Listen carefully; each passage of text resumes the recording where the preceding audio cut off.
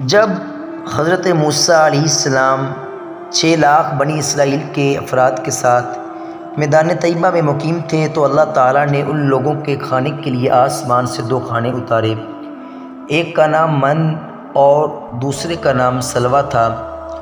من بالکل سفید شہد کی طرح ایک حلوہ تھا یا سفید رنگ کا شہد تھا جو روزانہ آسمان سے بارش کی طرح برستا تھا، اور سلویٰ پکی ہوئی بٹیریں تھیں جو دھکنی ہوا کے ساتھ آسمان سے نازل ہوا کرتی تھی۔ اللہ تعالیٰ نے بنی اسرائیل پر اپنی نعمتوں کا شمار کراتے ہوئے قرآن مجید میں ارشاد فرمایا کہ وَأَنزَلْنَا عَلَيْكُمُ الْمَنَّ وَالسَّلْوَىٰ، ترجمہ کنز ایمان، اور تم پر من اور سلویٰ اتارا۔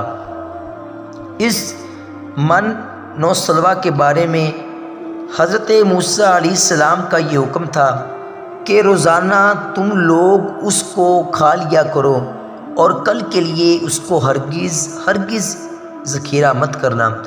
مگر بعض ضعیف الاعتقاد لوگوں کو یہ ڈر لگنے لگا کہ اگر کسی دن من و سلویٰ نہ اترا تو ہم لوگ اس بے آب و گیا چٹیل میدان میں بھوکے مر جائیں گے۔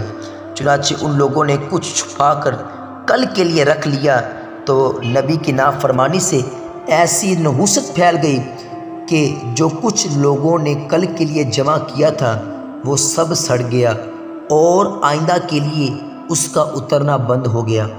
اسی لیے حضور علیہ السلام، حضور جانے جانا حضور شافی محشر صلی اللہ علیہ وآلہ وسلم نے ارشاد فرمایا کہ بنی اسرائیل نہ ہوتے تو نہ کھانا خراب ہوتا، نہ کبھی گوشت سڑتا۔